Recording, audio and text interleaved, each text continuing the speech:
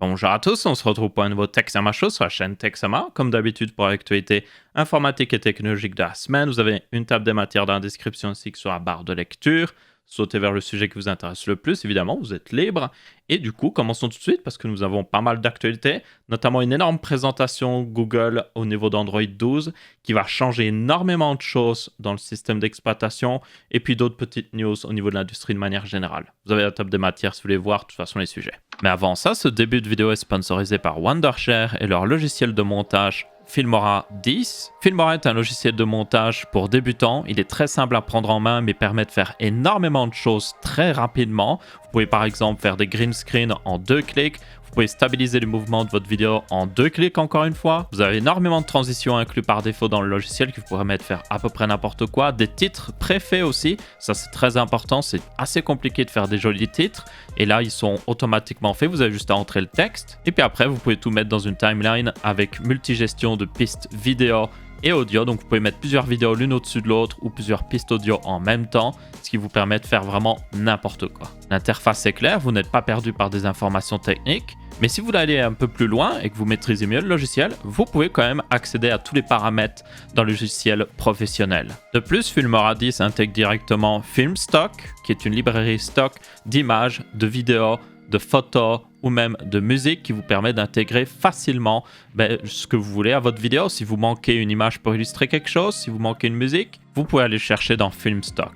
Du coup, n'hésitez pas à découvrir dès maintenant Filmora 10 et le tester gratuitement en suivant le lien dans la description. Encore merci à eux d'avoir sponsorisé ce début de vidéo.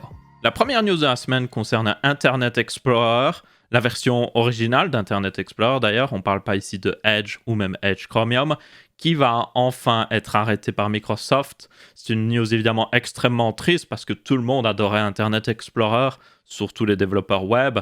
Ce n'est pas du tout vrai. Je pense même que les développeurs web sont les plus contents de cette news parce que enfin ils vont pouvoir arrêter de le supporter. Donc le 15 juin 2022, donc oui, pas le 15 juin 2021, donc il y a encore un an de sursis, Internet Explorer sera arrêté d'être supporté totalement par Microsoft. Ça veut dire qu'ils ne feront plus aucune mise à jour, même s'il y a une énorme faille de sécurité ou autre chose.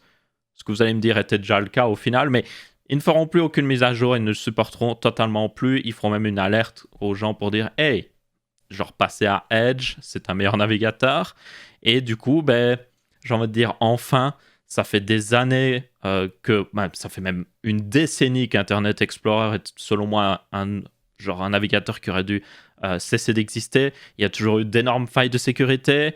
Il a toujours été très en retard d'un point de vue technologique. C'est-à-dire que pendant le temps que Chrome ou Firefox rajoutaient le support de nouvelles technologies qui permettaient de vraiment faire avancer le web, Internet Explorer était juste derrière en mode attendez-moi les gars, et j'ai implémenté le CSS 2.0 peut-être, non pas vraiment. HTML5 je le fais bientôt, dans 5 ans, hein. Bientôt. Donc c'était vraiment ça. Ça a retenu beaucoup de sites. C'est aussi le problème pour les développeurs web parce que comme Internet Explorer, surtout avant, était inclus par défaut avec Windows, beaucoup de gens l'utilisaient au final.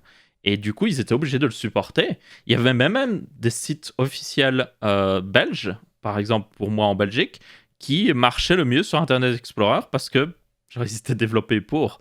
Mais oui, finalement, c'est la fin d'Internet Explorer. Ensuite, nous avons une news totalement différente ici et qui est assez importante, mais au final pas importante pour la plupart des gens qui regardent cette vidéo, je dirais même pour 100% des gens qui regardent cette vidéo, parce que c'est sur un véhicule que vous ne pourrez pas acheter tout simplement. C'est le Ford F-150, c'est le pick-up le plus vendu aux États-Unis, c'est même le véhicule le plus vendu aux États-Unis. Donc oui, les Américains adorent les pick-up.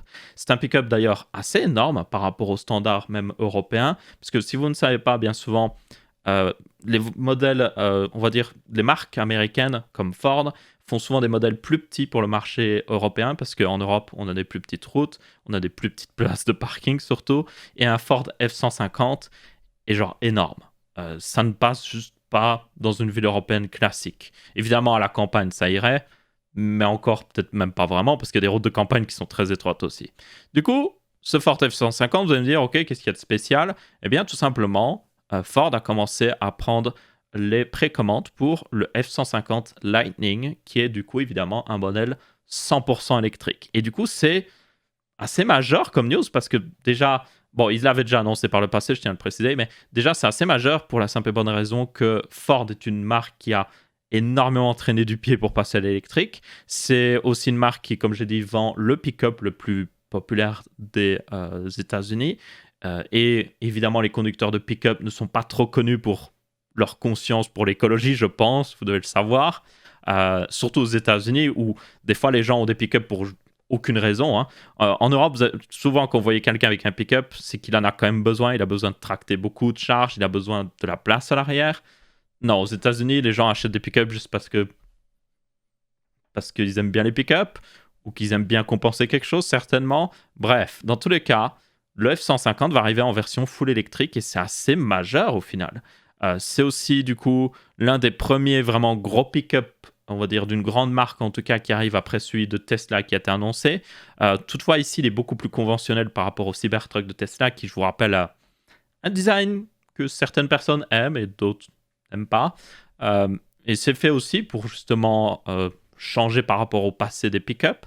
Mais ici, je pense que c'est quelque chose qui pourrait plaire aux gens qui aiment les anciens pick-up, mais qui voudraient peut-être passer à l'électrique. Surtout que, vous devez bien vous en douter, l'avantage de l'électrique est encore plus prononcé selon moi pour un pick-up, sauf pour l'autonomie évidemment, mais par exemple, les moteurs électriques ont énormément de torque. Genre, vous pouvez tracter des énormes choses avec, comparé à un modèle justement avec un moteur thermique.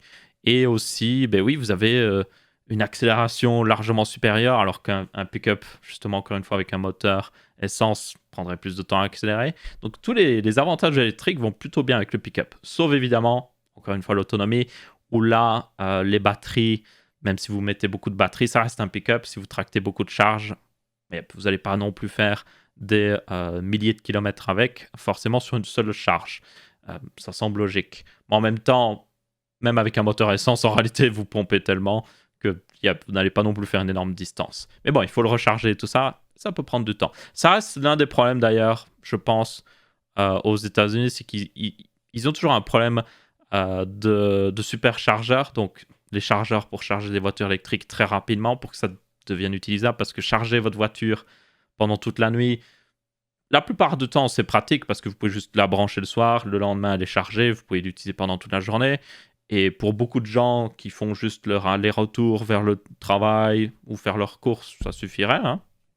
Là, pour quelqu'un qui a un pick-up, évidemment, mais il va travailler avec. Donc, il faut qu'il puisse aller faire sa pause de midi, le brancher à un superchargeur, et pendant qu'il mange pour sa pause de midi, ça recharge suffisamment pour qu'il puisse continuer de faire beaucoup de kilomètres, quoi. Donc, il y a pas mal de problèmes à ce niveau-là. Donc, il faudra voir si ben, justement, ça permet de décoller. Il faudra voir aussi si les utilisateurs de pick-up classiques, qui aiment bien le Ford F-150, vont ben, adhérer à ce concept, tout simplement. Est-ce qu'ils vont être intéressés ou est-ce qu'ils vont juste trouver ça stupide, en fait? Normalement, vu que c'est Ford, une marque bien aimée par eux, qui a fait le F-150 version essence, il devrait être plus incité à le faire, mais yep. Du coup, il arrivera pour information pendant Spring, donc c'est-à-dire le printemps 2022. Donc il y a encore de la distance, hein, forcément. Et c'est le premier, évidemment, modèle. Et là, c'est en réservation. Un petit peu comme le Cybertruck, où vous pouvez le réserver en payant une petite somme. Et après, quand il est disponible à la commande, vous pouvez personnaliser un petit peu les options. Et pour information, il est même vendu moins cher que le Cybertruck, techniquement, parce qu'il sera vendu dans sa version la moins chère. Mais c'est une version commerciale, apparemment. Donc, à mon avis, qui a très peu d'options et qui a peut-être aussi bien des choses en moins dessus. C'est largement possible. Il sera vendu pour information 39 000 $. Ça reste beaucoup d'argent, mais quand vous savez le prix moyen d'une voiture aux États-Unis, achetée en tout cas par les Américains, en réalité, c'est un bon prix en fait. Mais dans ce modèle plus classique, comme il le disait, il sera à 50 000 $. Ça reste toujours, selon les stats, encore une fois, des achats de voitures aux États-Unis, dans la gamme de prix que les Américains achètent. Et du coup, on en arrive à la news la plus importante de cette semaine-ci, que je vous ai parlé dans l'intro, c'est le fait que Google va changer radicalement certains aspects d'Android 12 au niveau de son justement interface graphique. On a vu ça récemment avec les leaks du Google Pixel qui sont montrés avec des couleurs très spéciales. Et du coup, ici, Google a présenté beaucoup plus. Et c'était pendant le Google I.O. d'ailleurs, vous pouvez aller revoir la rediffusion s'il y en a qui sont intéressés. Et du coup, comme vous pouvez voir, en gros, déjà, il y a beaucoup de changements au niveau un petit peu de l'interface, la forme des choses, mais le plus gros changement, c'est au niveau des couleurs. Jusqu'à maintenant, l'interface Google était assez flat, elle était même de plus en plus flat, c'est-à-dire moins en moins de couleurs, juste des trucs blancs, des trucs gris, ce genre de choses. Mais là, ils vont passer à quelque chose d'assez différent, et personnellement, j'aime assez bien cette direction. Tenez compte que du coup, ces couleurs seront entièrement personnalisables. Ça reste un téléphone Android. Donc, si vous n'aimez pas le jaune, vous pourrez mettre du bleu, no problemo. Vous pouvez même mettre un bleu très pâle si vous n'aimez pas que ce soit hyper coloré. Donc, aucun problème. Il y aura aussi la possibilité d'adapter les couleurs selon votre fond d'écran. Donc, ça devrait être intéressant. Et cette adaptation de couleurs se fera partout. Donc, partout dans l'interface, mais aussi partout dans les applications qui le supporteront. Parce qu'évidemment, il y aura dans l'API Google une manière de supporter ça, un petit peu comme le thème sombre dans justement Android maintenant, où quand vous activez le thème sombre, certaines applications peuvent le détecter, vous avez activé le thème sombre et afficher leur propre thème sombre. Donc si les applications sont à jour, notamment certainement les applications Google en premier, on pourrait voir un design beaucoup plus coloré et beaucoup plus intéressant. J'aime assez bien personnellement, même si ça me fait un peu, honnêtement, j'ai l'impression que le design est en train de faire un... C'est comme la mode, en fait. C'est en train de refaire une boucle. Donc, ça retourne au passé du design hyper simple, et puis on revient à un design beaucoup plus chargé. Donc, les sites web, au début, par exemple, ils étaient extrêmement simples parce que, genre, on n'avait pas la bande passante. Et puis après, plus on a eu de puissance et de bande passante, on a commencé à mettre plein de trucs. Et puis, à un moment, il y avait trop de trucs, donc on est revenu à un truc plus basique. Et j'ai l'impression qu'on refait le même chemin. Si vous regardez ici, genre, oh, on fait du flat design sans aucune couleur. Maintenant, on va remettre des couleurs. Alors, après, on va rajouter des ombres. Et puis après, on va rajouter, genre, des dégradés. Et au final, on va juste se retrouver, avec... On va se retrouver en 2010, en fait. Ou alors, dans 2007, avec Windows Vista, par exemple. Et Windows 7, plutôt, à cette époque-là. Bref, dans tous les cas, c'est un changement de design assez majeur et qui devra affecter pas mal de choses. Il y a une bêta d'ailleurs d'Android 12 qui va sortir sur évidemment les Google Pixel, mais il y a aussi certains constructeurs qui supportent aussi les bêtas. Donc vous pouvez les tester à présent si vous voulez voir, si vous avez un téléphone supporté en tout cas, et voir ce que ça donne justement. Après, c'est une bêta, donc faites attention. Ensuite, on a une petite news en rapport avec encore plus de leaks sur le Pixel 6. Assez intéressant, surtout au niveau du fait qu'on voit mieux les caméras utilisées dedans. Donc on voit notamment ce qui pourrait être le capteur principal ici. Ça se voit peut-être à l'ouverture de cet objectif, ou peut-être justement c'est l'ultra grand angle.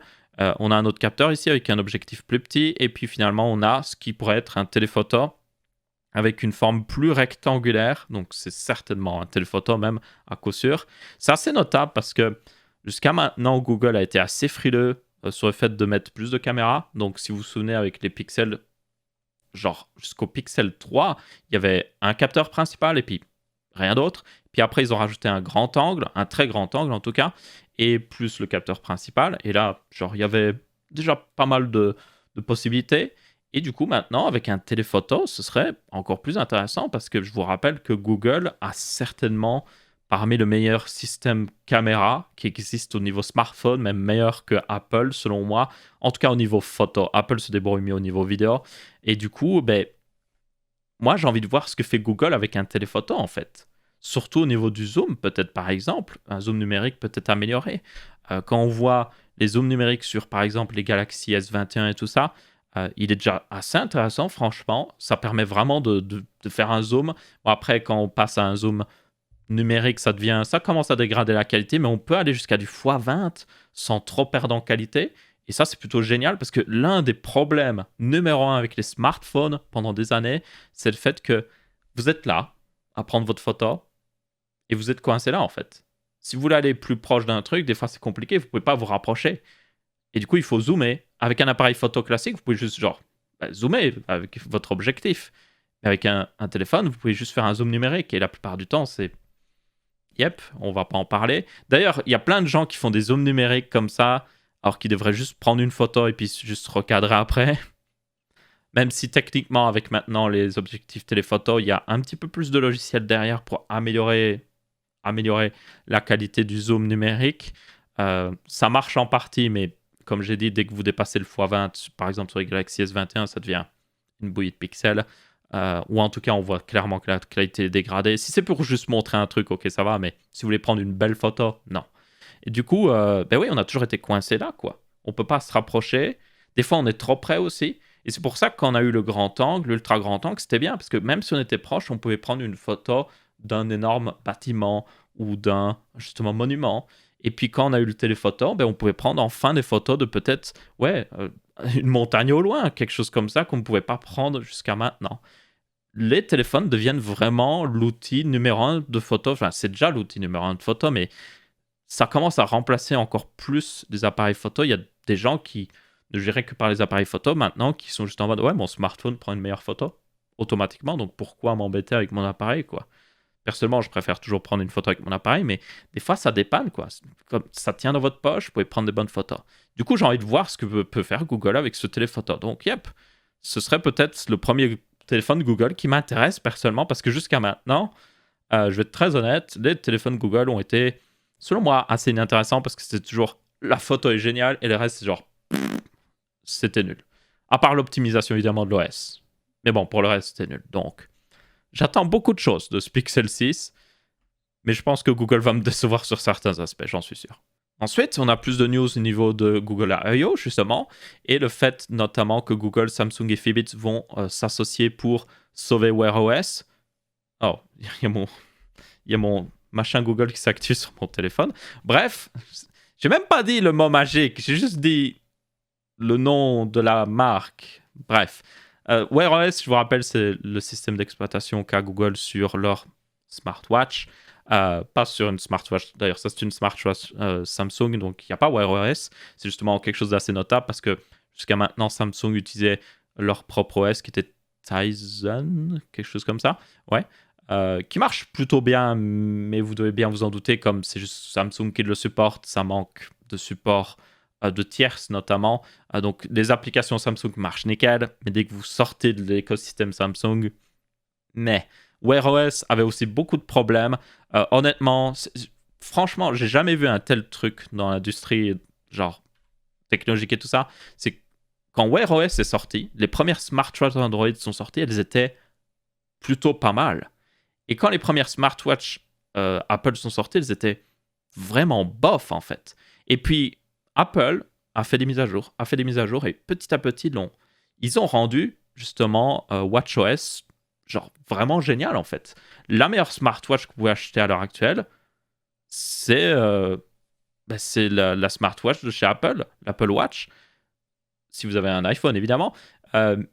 Et Google, derrière, ils n'ont rien fait. Leur smartwatch ne s'est pas vraiment amélioré. Ça n'aide pas aussi le fait que les meilleures smartwatches, bien souvent, étaient de chez Samsung et elles étaient sur Tizen, du coup, et pas Wear OS. Et du coup, ça ne s'est pas développé. Mais aussi, Google a assez bien abandonné Wear OS, il faut être honnête. Du coup, ici, ils annoncent un partenariat avec Samsung, mais aussi Fitbit, qui sont les deux plus grands fabricants de smartwatch, certainement Android, ou en tout cas ciblés pour Android et même un petit peu iOS avec Fitbit. Et du coup, Fitbit plutôt. Du coup, on va voir ce que ça va donner. J'ai beaucoup d'espérance personnellement parce que j'ai justement une smartwatch. J'en ai pris une pour voir si ça pouvait changer les choses. Ça m'aide assez bien parce que personnellement, j'oublie souvent mon téléphone et ça, c'est une Galaxy Watch 3. Il y en a certains qui me l'ont déjà posé la question. C'est une Galaxy Watch 3. Ce que j'aime bien avec, c'est que genre, elle se connecte au Wi-Fi. Donc, si j'ai même pas le téléphone à proximité, je reçois les appels, je reçois les SMS, je reçois les notifications. Et du coup, ouais, ma smartwatch est toujours sur mon bras. Mon téléphone, des fois, j'oublie, honnêtement. Du coup, je reçois les notifications et ça m'évite de manquer des choses. Donc ça, c'est plutôt génial pour quelqu'un comme moi qui a ses têtes en l'air. Il y a aussi tout l'aspect sportif et tout ça, mais personnellement, c'est surtout pour l'aspect notification que je l'ai. Donc, yep. Et puis, pour voir l'heure, évidemment. Du coup, personnellement, une Galaxy Watch 3 avec Wear OS, mais bien fait, m'intéresserait énormément. Et je pense aussi que des utilisateurs de Fitbit seraient intéressés par une Fitbit plus intelligente, plus intégrée à Android. Donc c'est certainement le dernier moment, enfin selon moi c'est la dernière chance pour Google d'arriver à faire une bonne smartwatch en fait. Parce que s'ils n'y arrivent pas après ça, honnêtement, yep, la plupart des gens vont continuer de se désintéresser des smartwatches alors que c'est genre vachement intéressant. Et c'est même selon moi le futur, en partie en tout cas, parce que a fait que les technologies s'améliorent, a fait qu'on peut compresser les choses. on aura des smartwatches de plus en plus puissantes et à la fin, il y aura même des gens qui n'auront plus de smartphone, ils auront juste une smartwatch parce que c'est pratique. Et les trucs pratiques ont tendance à devenir assez populaires. Imaginez de ne plus devoir avoir besoin de mettre quelque chose dans votre poche, vous avez juste votre téléphone à votre bras en fait. Toujours accroché à votre bras, vous ne le perdez pas, il est toujours là, vous y accédez très rapidement et ça marche quoi. Ce sera très populaire. Et quand on voit Apple qui optimise de plus en plus leur processeur avec énormément de puissance dans un iPad notamment, imaginez ce qu'ils vont faire avec les smartwatches dans le futur. Donc, yep. Moi, je pense que c'est quelque chose que, et je pense aussi que Google le voit, ils doivent arriver à faire une bonne smartwatch, ou en tout cas des bonnes smartwatches, ou sinon, bah, ils vont juste rester là, quoi. Et c'est très important. Donc, on verra bien. J'ai hâte de voir ce que ça donne, personnellement. J'espère que on aura la possibilité de mettre Wear OS sur une Galaxy Watch 3, même si j'y crois pas trop, mais on verra bien. Justement, une petite news rapide au niveau de l'iPad Pro qui est sorti. Il est enfin disponible, on va dire. En tout cas, les reviewers ont commencé à le tester. Donc, voir ce que ça donne réellement avec cette puce M1. Et, yep, il est monstrueux. Donc, si vous ne savez pas, Apple a mis la puce M1 dans leur dernier iPad Pro, notamment même le 11 pouces qui est très petit. Mais le plus intéressant pour beaucoup de gens, c'était le 12,9 pouces parce qu'il a aussi un écran mini LED qui est une première pour un appareil mobile et qui offre beaucoup d'avantages par rapport à l'OLED, tout en gardant beaucoup des avantages de l'OLED. Et donc, yep, les performances sont vérifiées. C'est réellement, littéralement, la tablette la plus puissante qui existe, plus puissante même que certains ordinateurs portables, c'est pour dire. Et c'est assez incroyable à voir, selon moi. Évidemment, cette tablette a toujours un énorme problème, c'est, on le voit sur ce screen, iPadOS qui est toujours... J'ai un iPad personnellement, j'aime beaucoup les tablettes, c'est quelque chose que j'adore, j'aime bien lire avec, j'aime bien lire beaucoup d'articles avec, c'est comme ça que je lis la plupart des articles, vous voyez, dans le Texama Show avec. Mais honnêtement, quand vous voyez à chaque fois les gens qui disent « Oh, je vais essayer de monter une vidéo sur l'iPad », et vous voyez que c'est souvent du bricolage en fait, ils disent « Ah, ça marche bien, mais je suis obligé de faire ci, je suis obligé de faire ça ». Et vous voyez qu'au final, genre, ça donne pas envie de l'utiliser comme outil de travail, en fait. Et pas juste monter des vidéos, genre faire du traitement de texte et tout ça. Discutable. Donc, yep. C'est le gros problème de l'iPad à l'heure actuelle. Genre, il est hyper puissant, il a du matériel incroyable, mais à côté de ça, vous avez l'iPadOS qui est mode bof, quoi. Donc, ouais. On verra si Apple améliorera ça. Il y a une conférence Apple qui est au mois de juin, il me semble, qui est la conférence de développement d'Apple, où ils annoncent toujours les grosses versions d'iOS et tout ça. Donc j'ai beaucoup d'espérance là-dessus, sur iPadOS, sur une version plus orientée multitask et tout ça. Parce qu'à l'heure actuelle, faire du multitask, donc mettre plusieurs applications en même temps sur un iPad, c'est un désastre. Franchement, c'est un désastre. C'est pas intuitif, c'est horrible à utiliser. Je ne l'utilise jamais, personnellement. C'est juste horrible. Donc, yep. Mon iPad est juste une rideuse géante qui me permet de lire aussi des mangas et des light novels. Donc, ça, c'est plutôt cool. Bref. Du coup, yep. Pour ceux qui se demandaient, est-ce que la puce M1 dans l'iPad ne surchauffe pas complètement et genre les performances sont désastreuses? Non. Ça a l'air d'être plutôt bon. Et ça, c'est assez impressionnant. Dans la même veine, on a une autre news de Apple au niveau justement des MacBooks plus puissants, donc les MacBook Pro 14 ou 16 pouces, et même le Mac Pro, que beaucoup de gens se demandaient justement ce qu'allait faire Apple avec, parce que si vous ne savez pas, le Mac Pro, c'est le Mac le plus puissant d'Apple. Vous avez un processeur pour information jusqu'à Xeon 28 cœurs, avec genre 200, même 512 Go de RAM. Donc beaucoup de gens se disaient, mais qu'est-ce que va faire Apple quoi, avec une variante de puce M1, ils vont jamais pouvoir atteindre un tel niveau d'overkill. Ils pourraient atteindre un tel niveau de puissance, par contre, parce que les Xeon 28 cœurs ne sont pas si, au final, compliqués à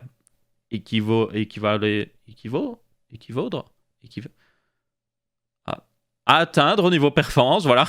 Des fois, j'ai du mal avec le français, c'est compliqué, des fois. Surtout quand on est belge. Même si ma langue natale, c'est le français. Bref. Du coup, ils veulent forcément atteindre la puissance d'un Xeon 28 cœurs. Mais là, ils pourraient juste rajouter des cœurs et puis c'est bon. Mais moi, ce que je me demande surtout, c'est au niveau de l'IO d'un Mac Pro. Genre, dans un Mac Pro, vous avez des slots PCI Express, en veux-tu, en voilà, et vous pouvez rajouter facilement une carte d'accélération pour l'édition vidéo, une une carte graphique en plus, 2 cartes graphiques en plus de stockage.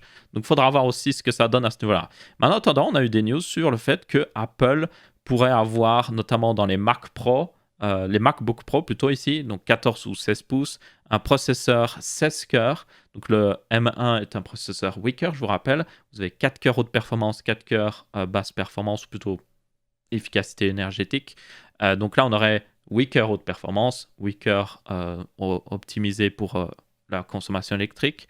Et du coup, ça donnerait normalement 2 fois la puissance d'une puce M1. Ces puces aussi seraient probablement en 5 nanomètres parce que TSMC produit maintenant des puces en 5 nanomètres. Ou même, non, en réalité, ils vont passer à du 3 nanomètres, oui. Oui, ça, c'est une assez grosse news. Donc, cette puce pourrait être dans un processus de gravure encore amélioré par rapport aux 5 nanomètres de TSMC, ce qui est assez impressionnant. Après, on verra bien. Et du coup, là, vous auriez, oui, genre 2 fois plus de puissance minimum qu'une puce M1, qui est déjà très puissante pour information. Le plus intéressant aussi, selon moi, c'est le GPU qui aura une sacrée upgrade. Parce que, pour moi, le problème avec les puces M1, c'est que c'est génial d'un point de vue puissance CPU, mais genre GPU, on pourrait demander plus, surtout pour un ordinateur, un vrai ordinateur. Pour une tablette, ça va, mais pour un vrai ordinateur, on veut plus de puissance GPU pour faire des tâches plus compliquées ou juste faire tourner des programmes plus compliqués. Donc là, il y aurait, pour information, 2 variantes. Une variante avec un GPU 16 cœurs, qui est 2 fois plus que dans la puce M1, qui a 8 cœurs, pour information, GPU, ou alors un GPU avec 32 cœurs. Bon, après, ils disent 32 cœurs, mais c'est plus compliqué que ça pour information. Mais là, ce serait 4 fois la puissance de la puce M1 d'un point de vue graphique. Et normalement, le scaling au niveau des cartes graphiques est assez bon. Donc, c'est-à-dire que vraiment, si vous mettez 4 fois plus de choses dans un GPU, en général, vous avez vraiment 4 fois plus de performance. Le problème, bien souvent, c'est qu'il faut contenir cette consommation électrique.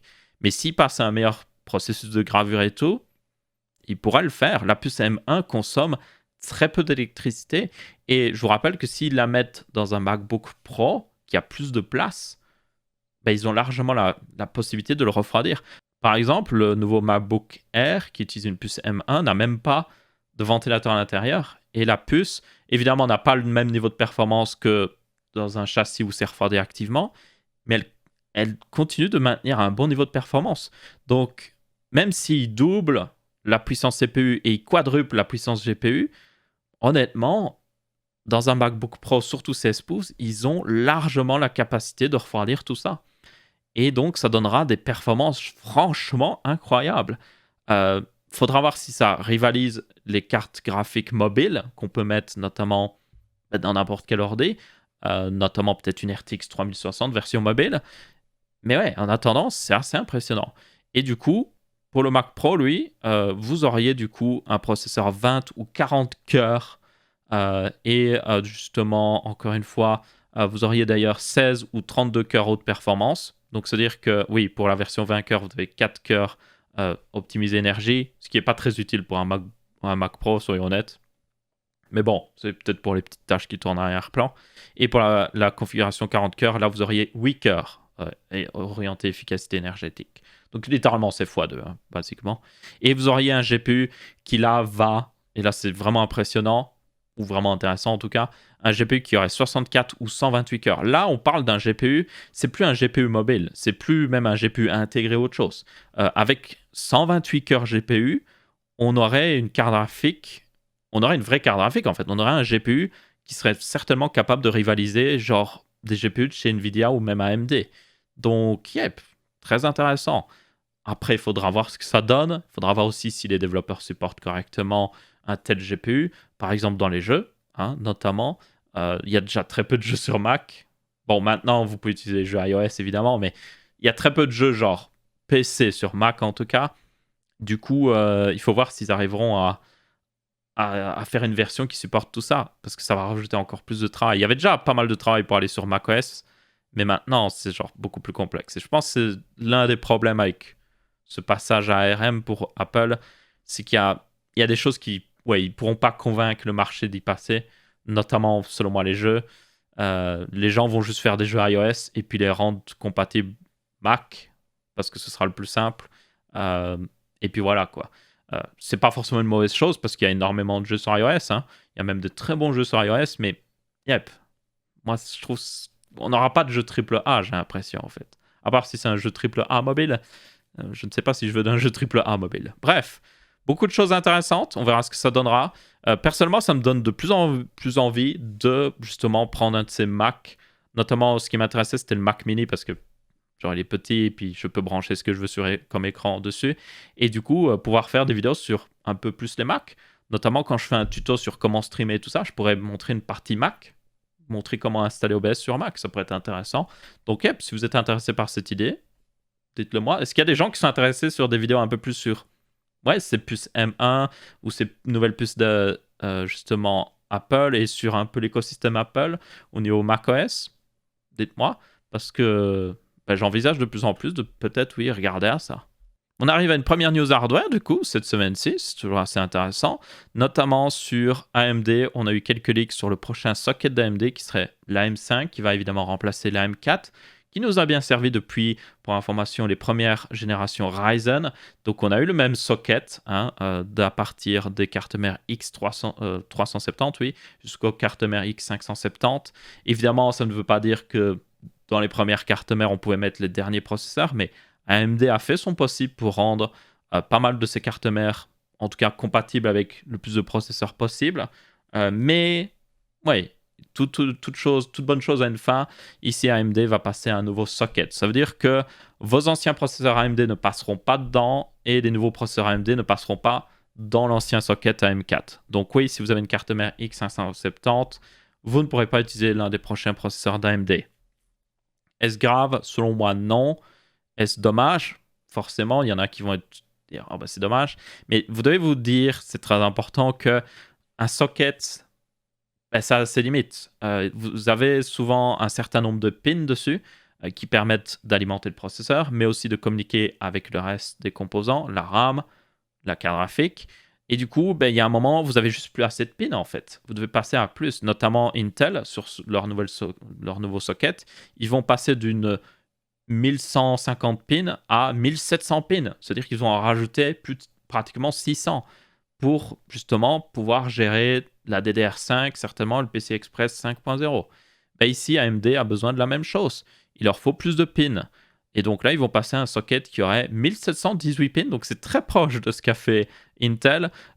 Heureusement, AMD ici utilise toujours le nom AM5 normalement. Donc ça veut dire qu'il n'y aura pas de confusion avec Intel. Parce qu'imaginez s'il y avait des cartes mères socket 1700 et des cartes mères socket 1718. Les gens seraient en mode c'est qui et qui? Non, AM5. Et puis il y aura évidemment le socket LGA 1700 chez Intel.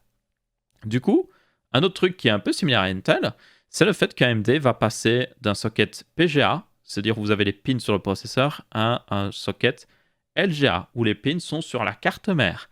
Et ça, c'est très important parce que déjà, ça permet de simplifier le processeur au niveau construction. Ça permet aussi d'éviter un accident où si vous cassez les pins sur un processeur, ça coûte hyper cher parce que le processeur coûte toujours plus cher qu'un carte mère. Ça permet de mettre du coup les pins sur un composant qui est moins grave à casser, qui est la carte mère, parce qu'encore une fois, vous achetez toujours... je ne crois pas qu'il y ait beaucoup de gens qui ont acheté une carte mère qui coûte plus cher que leur processeur. Ce serait juste de la folie, selon moi. Donc, yep, ici, ça permettrait déjà d'éviter tout ça. Après, évidemment, ça veut dire que le design de la carte mère est plus complexe, parce que maintenant, vous avez, comme Intel, des pins que vous pouvez abîmer sur la carte mère, qu'il faut faire attention. Alors, chez Intel, c'est protégé par une plaque en plastique quand vous n'avez pas le processeur d'installer, et puis évidemment, quand vous avez le processeur d'installer, c'est protégé par le processeur. Donc, AMD fera certainement la même chose. C'est pas la première fois qu'AMD utilise un socket LGA. Ils ont utilisé un socket LGA pour Threadripper et pour leur processeur EPYC, donc leur plus gros processeur au final. Et ils se débrouillent plutôt bien avec, donc il n'y a pas de problème à ce niveau-là. Et donc, yep, ça devrait simplifier beaucoup de choses. Ça devrait aussi certainement permettre d'avoir un processeur qui tient mieux dans le socket. Ça, c'était un autre problème des processeurs en AM4, selon moi.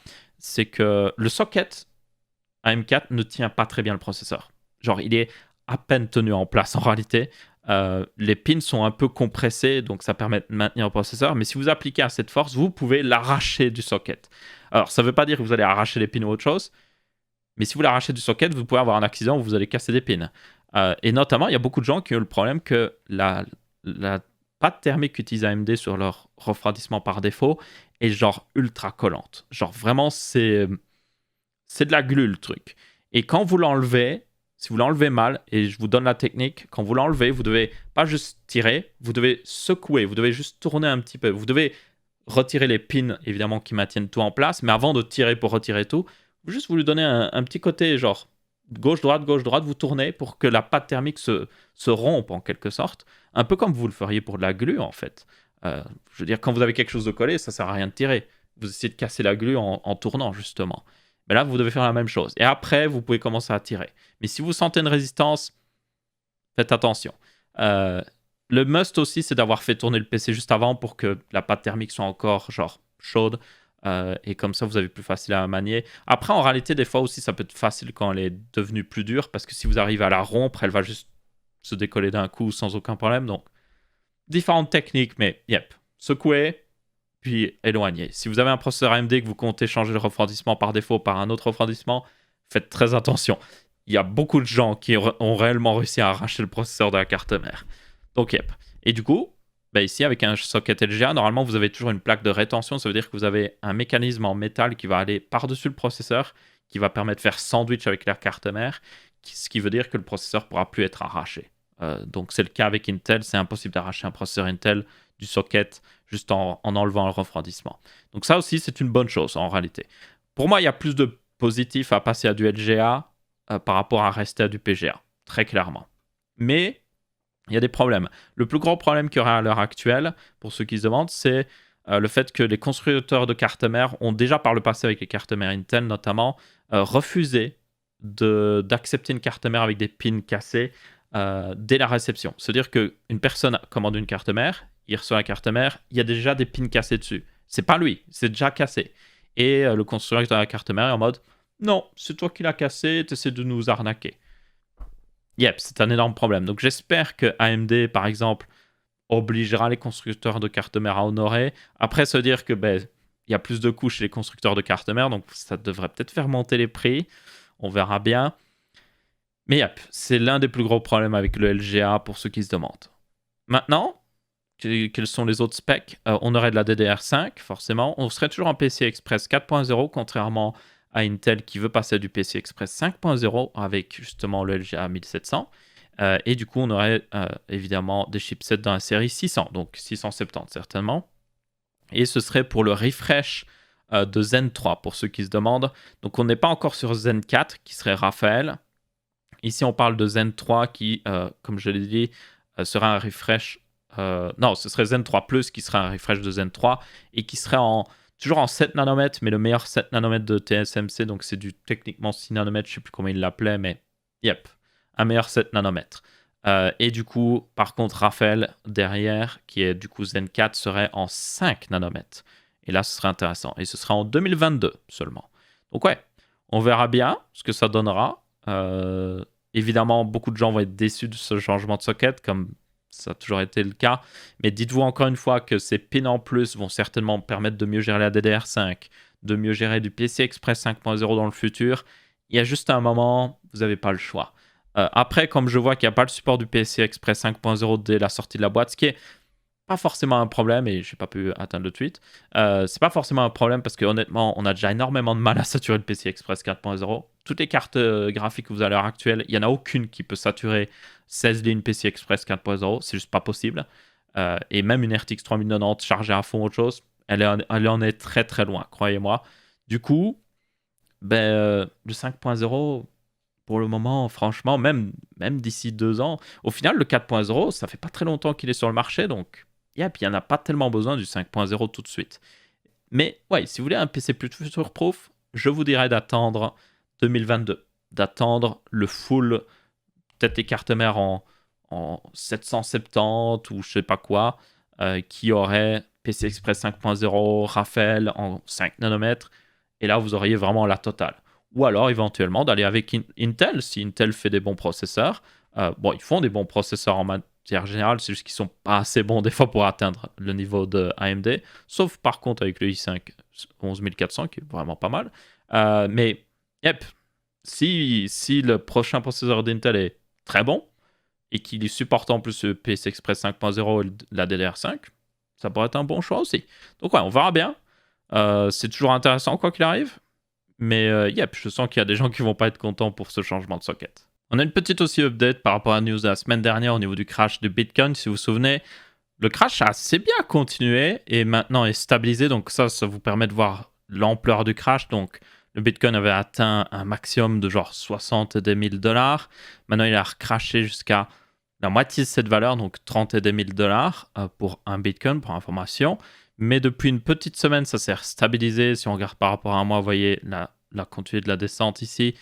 Donc là, on était à plus de pratiquement 60 000 dollars. Et là, on a enfin stabilisé. Donc, certainement dû à beaucoup de panique parce que, je le rappelle, le Bitcoin reste principalement un fonds d'investissement, soyons honnêtes. Et du coup, beaucoup de gens ont des Bitcoins en mode « Ok, j'attends qu'il monte. » Et avant qu'il crache, je vends. Et pendant que il est peut-être en train de cracher, je vends pour essayer de récupérer ce que je vais peut-être perdre au final. Et du coup, certainement, c'est dû à pas mal de panique de la part de pas mal de gens. Mais vu que ça semble se stabiliser maintenant, je pense que ça va continuer dans cette ligne-là. Peut-être qu'il va y avoir des petits crashs, des petites remontées. Mais globalement, à long terme, ça devrait remonter quoi qu'il arrive. Le Bitcoin, il y a beaucoup plus de... Il y a déjà beaucoup plus de fonds derrière maintenant, beaucoup plus de poids aussi pour le Bitcoin par rapport à la première fois où il avait explosé. Donc, vous ne verrez pas un crash aussi important que la première fois qu'il avait explosé en 2017, si je me souviens bien. Maintenant, il y a aussi plus en plus de gens qui continuent de mettre l'Ethereum en avant par rapport au Bitcoin en disant que c'est juste une meilleure cryptocurrency. Certainement dû aussi au fait que l'Ethereum, vous pouvez actuellement le miner avec genre du matériel normal. Le Bitcoin, pour information, est miné avec des ASIC qui sont genre des matériels spécifiques pour justement miner Bitcoin et ça coûte extrêmement cher. Alors que si vous êtes un mineur d'Ethereum, vous pouvez juste aller chercher une carte graphique si vous en trouvez une en stock. Ou alors c'est peut-être à cause de vous qu'il n'y a pas de stock. En partie à cause de vous. Enfin, en tout cas, ceux qui en achètent des centaines et qui les mettent dans une ferme à rendu, une ferme à plutôt minage de Bitcoin en Chine. Mais bon, bref, dans tous les cas, pas mal de débats là-dessus. Ça reste un sujet évidemment, selon moi, intéressant, même si je ne suis, encore une fois, pas un grand fan de cryptocurrency. Je n'ai rien contre les cryptocurrencies, surtout quand c'est utilisé pour ce que c'est censé être. Mais j'ai plus de problèmes quand, oui, il y a 100 cartes graphiques dans une pièce en train de tourner à plein régime pour en miner le plus possible, ou juste des fermes avec des ordinateurs portables ouverts, mis sur à l'envers pour miner aussi des cryptocurrencies. Là, j'ai plus un problème. Et enfin, la dernière news concerne la chaîne. Petite news de chaîne, ça fait toujours plaisir. C'est au niveau des contenus sponsors. La dernière vidéo sponsor, c'était la première où je mettais sponsor dans le titre, ce qui selon moi est assez important pour la transparence. Ça fait partie d'un effort de ma part d'être de plus en plus transparent sur la chaîne tech parce que selon moi c'est très important pour tout ce qui est technologie. J'ai une chaîne gaming et une chaîne gaming, je fais des vidéos pour divertir sur la chaîne gaming. Donc si une vidéo est sponsorisée en général, il y a toujours le divertissement, donc c'est pas un problème. Mais sur la chaîne tech, les gens viennent ici pour des conseils en informatique. Donc ils veulent savoir si un contenu est sponsor ou un contenu n'est pas sponsor. Donc évidemment, j'ai toujours précisé quand un contenu était sponsor. Vous avez toujours aussi, évidemment, le petit truc YouTube qui s'affiche qui dit que c'est sponsor. Je le précise toujours dans l'intro et je le précise en description. Mais je vais aller plus loin. Donc là, notamment, c'était dans le titre. Bon, malheureusement, le titre était un petit peu long, donc ça ne s'affiche pas correctement. Donc il faudra que je vois à améliorer ça dans le futur. Mais yep, plus de transparence pour vous montrer qu'un contenu est sponsor. Ce qui est, encore une fois, très important. Il y a aussi d'autres trucs que je voulais préciser, notamment le fait que, je le reprécise, mais ça a toujours été précisé sur la chaîne, un test n'est jamais sponsor. Quand vous voyez test dans le titre, ce n'est pas sponsor. Pourquoi? Parce que un test, ça ne peut pas être sponsor. C'est un test. C'est ridicule. Moi, quand je vois un test sponsor, je me dis, mais c'est stupide. Vous pouvez faire une vidéo pour montrer quelque chose. Donc moi, c'est ce que je fais notamment. Je fais des showcases, je montre les fonctionnalités d'un produit. Ça peut ressembler un peu à un test, mais je précise clairement que ce n'est pas un test. C'est pas indiqué dans le titre. Et dans l'intro, je ne dis pas on se retrouve pour un test de tel produit. Donc voilà, pour moi, c'est important de clairement dire c'est pas un test. C'est on montre le produit, on parle de certains aspects, c'est intéressant. Si vous voyez test dans le titre, ce n'est pas sponsor. et vous n'avez même pas besoin de vous poser la question est-ce que c'est sponsor caché ou autre chose. Je ne fais pas de sponsor caché parce que premièrement, c'est illégal. Deuxièmement, c'est complètement immoral. Troisièmement, c'est complètement salaud. Bon, ça répète un petit peu la truc 2. Mais ouais, non, c'est pas pour moi les trucs comme ça. C'est juste complètement dégueulasse selon moi. Donc, yep. Mais il y a d'autres trucs qu'il faut adresser aussi. C'est aussi ça que j'aimerais adresser dans les vidéos. Certains youtubeurs le font déjà et c'est pour ça que j'aimerais aussi le faire parce que selon moi c'est important. C'est un petit encadré en début de vidéo qui dit hey, est-ce que cette vidéo est sponsor? Non. Est-ce qu'elle contient un placement de produit? Ça peut arriver. Donc par exemple, peut-être le sujet de la vidéo, je sais pas moi, par exemple, le montage d'un nouveau PC, peut-être qu'une des pièces a été fournie par une marque, il faut le préciser en début de vidéo. Donc j'aimerais faire un encart en début de vidéo qui précise clairement s'il y a des trucs sponsorisés dedans, si elle est sponsorisée entièrement, parce que ça aussi c'est important, parce que par exemple, ce Texama Show normalement devrait avoir une pub au tout début, mais le Texama Show n'est pas sponsorisé. Il y a une petite truc sponsorisé, un petit segment sponsorisé au début, mais le contenu de la vidéo n'a pas changé à cause de ce sponsor. Donc là, dans l'encadré, je te préciserai, oui, il y a un truc sponsorisé, mais c'est pas toute la vidéo, quoi. Et puis, on pourrait préciser pour quelle marque. Comme ça, vous savez c'est quelle marque a sponsorisé aussi. Comme ça, vous savez que si je parle d'une marque, vous pouvez vous dire, techniquement sponsorisé, donc à prendre avec des pincettes. Il y a aussi tout ce qui est don de produit. Préciser si un produit était donné. Préciser si un produit a été acheté par moi-même. Beaucoup de choses à préciser. J'essaie de regarder le meilleur affichage pour ça, parce que le problème, c'est qu'il y a beaucoup d'informations à afficher. Et j'essaie d'avoir une présentation qui est claire, parce que j'ai pas envie d'inonder les gens d'informations et les perdre derrière, en fait. Parce que si je les perds derrière, ça n'aura servi à rien de faire ça, tout simplement. Donc ouais, faut que je regarde. Si vous avez des suggestions, si vous avez déjà vu des youtubeurs le faire d'une certaine manière ou autre chose, je suis intéressé. Parce que selon moi, il faut le faire d'une bonne manière. Donc ouais. Et pour information, les contenus sponsors, encore une fois, personnellement, surtout les vidéos full sponsor, j'essaie toujours qu'il y ait un intérêt aussi pour pas juste les gens. C'est pas juste une présentation de ce produit. Il y a toujours un intérêt derrière. Donc par exemple, la vidéo sponsorizer, l'intérêt c'était les écrans 1440p. Je pense même que je vais être très honnête. Des fois, je fais exprès de cacher des trucs dans les vidéos sponsor. Genre, je les cache des marques. Un autre intérêt à la vidéo en fait. J'utilise leur truc sponsor pour parler d'autres choses au final. Donc là notamment, genre dans la vidéo, je parle tout le temps d'écran 1440p. Qu'est-ce que ça donne sur un ordi portable? Dans les jeux, ça peut aider, surtout les jeux de stratégie, c'est bien. Mais par exemple, dans un FPS, vous n'avez pas besoin de 1440p. Mais l'avantage, quand vous avez un écran 1440p qui fait du 165 Hz, vous pouvez toujours repasser en 1080p 165 Hz, ce qui n'était pas le cas avant. Parce qu'avant, quand vous aviez un écran 1440p dans un ordinateur portable, il était à 60 Hz. Donc là, vous aviez un vrai sacrifice. Soit vous aviez un 1080p 144 Hz, soit un 1440p 60 Hz. Mais maintenant, si vous pouvez avoir un 1440p 165 Hz, vous n'êtes pas obligé d'utiliser dans les jeux en 1440p. Vous pouvez repasser en 1080p. Et quand vous êtes sur Windows, par contre, vous pouvez profiter de la densité de pixels en plus. Et là, ça se voit, la densité de pixels en plus, faut pas déconner. Surtout, j'ai montré le meilleur exemple, c'était Adobe Premiere. J'ai édité des milliers de vidéos sur YouTube. Sur ma chaîne gaming, j'ai plus de 3000 vidéos, j'en ai édité des milliers. Combien de vidéos vous pensez que j'ai fait totalement sur un ordi portable, sans écran secondaire? 2. Au total, sur toutes les milliers de vidéos que j'ai fait. Pourquoi? Parce que Adobe Premiere et même n'importe quel logiciel de montage sur un écran 1080p, vous voyez rien. C'est horrible à utiliser. Donc, voilà pourquoi. 1440p par contre, ça devient confortable. C'est ce que j'utilise actuellement, c'est confortable. Je vais repasser à du 4K, enfin, parce que 1440p, des fois quand même dans Adobe Premiere, des fois on manque un peu de place.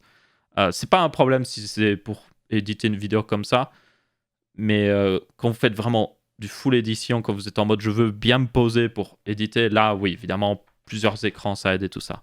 Donc je vais repasser à du 4K, surtout que j'ai la puissance GPU derrière, donc autant en profiter. Donc ça pourrait être une vidéo intéressante. J'ai tout acheté moi-même d'ailleurs, j'ai acheté l'écran 4K moi-même, il est déjà commandé. Donc il n'y a pas de sponsor ni rien. Donc si vous êtes intéressé de voir une update du setup niveau écran, ça peut être intéressant. Bref, dans tous les cas, j'essaie toujours d'avoir un intérêt pour ces vidéos sponsors. Donc là, c'était l'écran. Et puis, j'essaye aussi de combiner les intérêts. Donc, premier intérêt, on parle d'écran 1440p. Deuxième intérêt, ça permet de financer d'autres vidéos. Parce qu'avec l'argent de ces sponsors, je vais pouvoir parler de sujets que j'aurais pas pu parler parce que il faut payer assez cher pour en parler. Donc, notamment, un sujet que j'aimerais parler, que j'ai toujours du mal à trouver une marque qui me fournit ce qu'il faut, c'est les ordinateurs portables gamer pas cher. Donc, les ordinateurs portables à 900 000 euros qui ont une RTX 2060 ou 3060 même et qui sont très intéressants pour beaucoup de gens. Ils sont pas parfaits, mais j'ai envie de voir ce qu'ils donnent en fait. Notamment le Acer Nitro 5, c'est un ordinateur portable tellement recommandé pour ça, mais j'ai jamais pu le tester par moi-même parce que j'ai aucun contact chez Acer déjà. Et du coup, j'arrive pas à mettre la main dessus, quoi. Donc, le seul moyen de mettre la main dessus, c'est de le payer moi-même. Donc, une sponsor permet de faire ça, justement. Et puis, il y avait un troisième intérêt, il me semble. Ah oui, à cette vidéo, il y avait un autre truc que j'avais testé. Je me souviens du troisième intérêt. Le montage était différent, vous avez dû le voir. Déjà, on voyait jamais ma tête. Pourquoi? Parce que j'avais un énorme coup de soleil sur mon front et je voulais pas montrer ma tête. C'était vraiment pour ça. Mais du coup, je me suis dit, hey, j'ai envie de voir ce que ça fait de faire une vidéo sans facecam. Juste, je parle du produit, je parle d'un truc. Donc là, c'était une vidéo sponsor, forcément, donc ça ressemblait à une pub parce que c'était une pub. Mais imaginez une vidéo dans le futur, peut-être sur n'importe quoi d'autre. Justement, quelque chose où c'est pas sponsor. Où là, j'en parle vraiment et je dis ce qui est bien, ce qui est pas bien. Pour être intéressant, je pense. Donc, yep. Je ferai toujours, à mon avis, des intros en facecam et outro, quoi qu'il arrive. Mais ce système de montage-là aussi est beaucoup plus modulaire, en fait. Déjà, comme vous pouvez voir, j'ai pu faire une vidéo plus courte par rapport à ce que je fais d'habitude, parce que ça, c'est mon problème. Ça se voit dans le Texama Show. Des fois, je blablate trop longtemps. Donc, notamment, c'est très dur pour moi de faire une vidéo en dessous de 10 minutes, parce que je blablate à chaque fois. Donc là, j'ai pu faire une vidéo en dessous de 10 minutes, parce que si je blablate trop, en fait, je peux juste couper, en fait, très facilement. Et ça fait naturel, parce que je peux refaire le texte aussi. Si je me dis, oh, j'ai parlé de ça, mais c'était trop long, je vais le refaire. J'aime pas trop écrire les vidéos personnellement parce que je trouve que ça fait pas très naturel. Genre Linus Tech Tips, j'aime bien, mais les vidéos préférées que j'ai chez Linus Tech Tips, c'est celles qui sont pas scriptées en fait. Parce que c'est les meilleures en fait. C'est plus naturel, c'est plus YouTube. J'ai rien contre les vidéos scriptées. Par exemple, chez YPenser, tout ça, c'est génial parce que c'est des vidéos vraiment full éducatives. Mais pour une vidéo plus showcase et tout ça, test, quand c'est trop scripté, ça. J'aime pas trop. J'aime bien quand la personne parle naturellement de ce qu'elle aime ou ce qu'elle n'aime pas avec un truc. Et du coup, c'est ce que je préfère faire dans mes vidéos. J'ai une liste toujours de points que je suis, évidemment, des points importants de la vidéo. Mais des fois, je suis un peu en mode libre quand je parle de quelque chose. Et du coup, des fois, c'est trop long. Donc, l'avantage à tourner comme ça, où je tourne juste la voix comme ça, c'est que je peux, je me dis, c'est trop long, je vais refaire plus court, et du coup, je refais plus court. Et du coup, ça permet de faire une vidéo plus courte. Une vidéo plus courte qui va directement au point. Donc, yep, est-ce que vous avez bien apprécié ce système de montage? Vous n'êtes pas obligé d'aller voir. Je tiens à préciser, c'est pas un piège pour vous faire aller voir la vidéo, sponsor ou autre chose. Mais ceux qui l'ont vu, est-ce que vous avez apprécié? J'ai vu quelques personnes qui l'ont mentionné dans les commentaires. Il y a toujours aussi des gens qui n'aiment pas les vidéos sponsors, malgré le fait que j'essaie de toujours le préciser le plus possible et qu'il y a maintenant dans le titre, mais yep. Peut-être que je devrais mettre un truc aussi sur la miniature, ce serait pas mal. Juste un petit truc à un endroit sur la miniature qui indique que c'est sponsor, peut-être? Si vous avez une idée. Bref, dans tous les cas, plus de transparence, mais aussi, comme j'ai dit, grâce au contenu sponsor, plus de contenu unique que je n'aurais pas forcément pu faire. Donc ça, c'est toujours intéressant. Et j'en ai pas mal de prévus de contenu unique.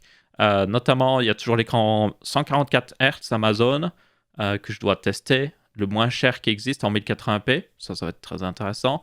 J'ai évidemment le comparatif de ventilateur. Non, pas comparatif. Le guide d'achat de ventilateur, il arrive jeudi. C'est garanti. J'ai aussi des vidéos sur tout ce qui est... Alors, il faut que je fasse des sondages. J'ai déjà fait des sondages sur les vidéos que vous voulez voir. J'en tiens compte, ne vous inquiétez pas. C'est justement, je donne priorité à ce qui a le plus de votes, notamment le guide d'achat de ventilateur, mais aussi le montage d'un PC Mini TX. Beaucoup de gens avaient voté pour, ça arrive, courant du mois de juin. Je voulais un peu laisser d'espace avec le reste. Vous avez aussi l'update de ma config qui arrive bientôt, j'avance dessus. Malheureusement, j'ai pris du retard parce que j'étais mal pendant un moment, mais j'avance dessus. Il fallait que je reprenne aussi toutes les autres vidéos à côté, donc c'était un peu compliqué. Mais ça avance. Du coup, ouais, pas mal de contenu. J'espère que je pourrai finir tout à temps et j'espère que je vais pouvoir enfin accélérer le contenu. Il y a un changement assez important en réalité que j'aimerais noter, c'est le fait que maintenant je passe une vidéo, enfin une journée chaque semaine pour juste Texama. C'est-à-dire que je passe juste cette journée à essayer de faire que du contenu Texama, préparer du contenu Texama. Donc j'espère que ça se traduira par plus de vidéos parce que j'aime bien faire des vidéos sur la chaîne Texama, donc j'aimerais qu'il y ait plus de contenu de qualité et plus de contenu aussi diversifié. Donc ça c'est assez important. Du coup c'est à peu près tout pour ce Texama Show aussi. J'espère que vous avez bien apprécié. Si c'est le cas, vous pouvez laisser un petit pouce bleu. Si ce n'est pas le cas, vous pouvez laisser un pouce rouge. Si vous avez des réactions à faire par rapport à tous les sujets que vous avez vus ou ce que je vous ai posé comme question, vous pouvez laisser dans les commentaires et on se retrouvera pour une prochaine vidéo. Ciao ciao.